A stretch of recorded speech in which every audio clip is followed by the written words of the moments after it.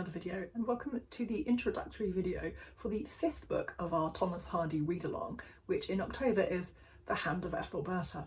I've just had to film the start of this video several times because I kept laughing, because every so often I would gesture and move back and I could see Gromit's eyes just appearing on this t-shirt. It's his nurture nature. He's a gardener. Anyway, if you see his eyes poke up occasionally from the bottom of the screen, sorry about that. So anyway, we are talking about The Hand of Ethelberta. So if you don't know what this video is, we are doing a read along of all of Thomas Hardy's novels in publication order. We have reached the 5th book. I can't quite believe that we're here already on book number 5. And what I'm doing for each book is I'm just filming a very short introduction. No spoilers, but this is just a quick introduction to the book, the kind of book that you're going to get, just so you can get a sense of what kind of book it is. I'm also going to tell you in this video, if you want to read this book for Victober, I will tell you which prompts. There's one that it really matches, and there's a few tenuous ones as well. So I will let you know all of that information at the end of the video.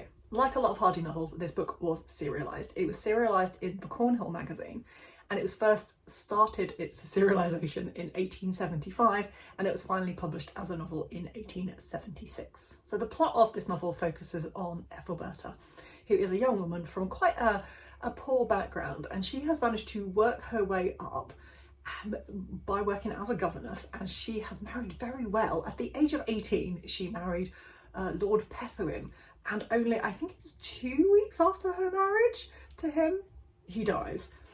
Unfortunately, but leaves them actually quite poor, and she is then living with her mother-in-law, Lady Pethuin, and that's kind of where the novel kind of takes place. That's where the story of the novel takes place, as she's living with her mother-in-law. Now Ethelberta has a career as a writer, as a poet, a writer, and she is trying to make money from that and secretly support her poor family at the same time. And she's also on the lookout for a rich man that she can marry who will kind of help her maintain the level of social status that she has obtained already. And she's trying to do all that whilst keeping everything secret. There are 4 men who are interested in winning the hand of Ethelberta. Although Ethelberta is trying to win a man, she also doesn't really want to lose her independence and the status that she has achieved. So she's trying to kind of maintain all of that whilst also trying to decide between all of these men. Now this is the only novel that Hardy wrote specifically as a comedy. And what Hardy was trying to do with this story was actually poke fun and write a little bit of a satire against the kinds of stories that would be published by a publication like the Cornhill magazine that it was actually serialised in. And especially with the way that Ethelberta is presented as a writer and the kinds of things that she is writing, it was a kind of satire in that kind of world and that kind of literature, the popular literature. How successful was Hardy at this? Well, there were lots of comments at the time, lots of reviews that commented about how Hardy wasn't actually very good at writing satire.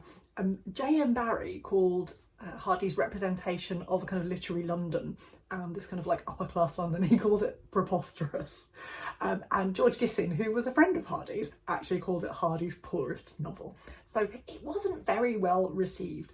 I don't think Hardy himself was a huge fan of it, but I think he also felt that it was misunderstood, that people didn't realise that it was supposed to be a satire on these things, and that also people didn't really understand that Ethelberta was supposed to not have a huge amount going on internally, because the whole point was to present this woman who is supposed to represent everything to everybody in lots of different ways, and the expectations. I mean, it's quite similar to a lot of other Hardy's novels by this point. He's talking about societal expectations of women, but a lot of people didn't like the representation of her. They didn't think she was a very developed character. As far as I know, there have been no television or film adaptations of this. I know that there is a radio adaptation, which is about an hour long, which tells you the whole story, which you can get on the BBC. And there is an audiobook by, let me just look at my notes, Fenella Woolgar is the narrator. That's the best audiobook that I found, and that's probably how I will be rereading the book in October. For every book of the Thomas Hardy Readalong, I am giving you a score relative to the other Hardy books of misery, because I think Hardy is quite well known for writing miserable books. If you've been keeping along with this, you'll know that we've had some 0.5s, we've had some noughts, we've had some 1s. We've not had a huge amount of abject misery, and we are up to novel number 5. So with the Hand of Ethelberta, as you can probably guess from that description, the misery score is 0. There is no misery in this book. It's very unlike any other Hardy novel. Even more unlike Desperate Remedies, which was the first one that we read, which everyone said was very unlike a Hardy novel and they weren't expecting it. The Hand of Ethelberta, I think, takes it to another level of unexpectedness that you wouldn't... Well, I mean, there are some expected things, but for the lols and the comedy. Anyway, some people I don't think find it funny. So maybe it's subjective. I'm really looking forward to our discussion of this. I really, really am. So the final thing that I need to do is just talk about Victober. So if you have no idea what Victober is, surely you do. We read Victorian literature in October. I will drop some links below to...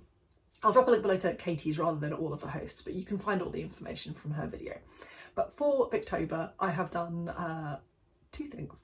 I have worked out which prompts from Victober, if you want to do it that way, you just have to read a Victorian novel. So if you read The Hand of Ethelberta, you have completed Victober.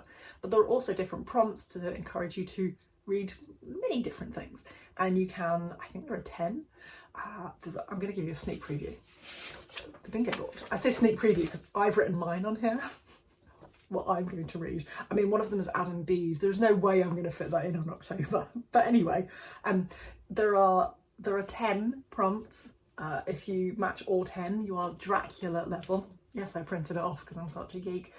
But you can use one book for multiple different prompts. So I have worked out which prompts this book actually fits. So for Marissa's challenge, a change in class status, this book obviously matches that absolutely perfectly.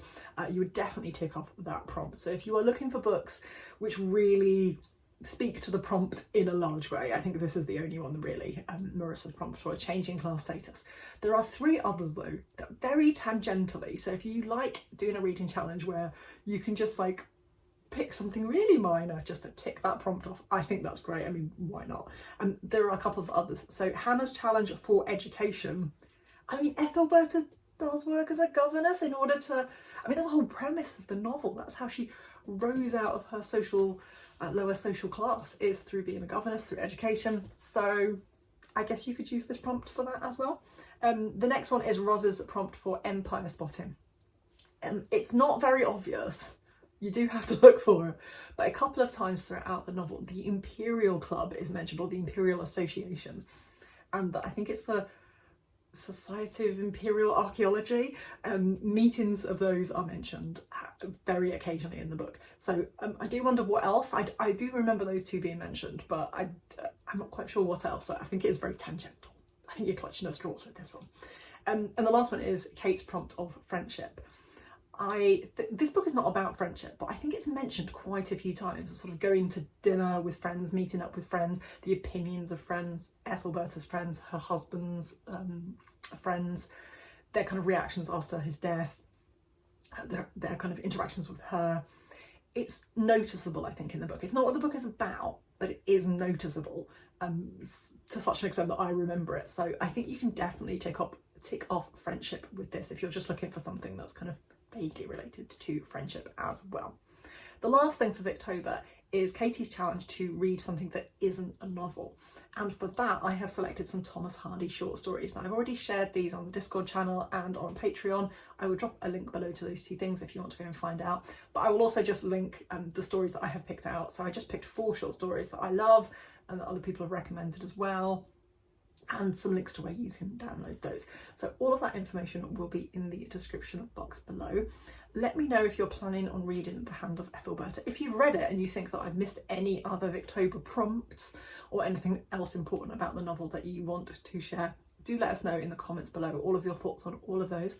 And until next time, thank you so much for watching.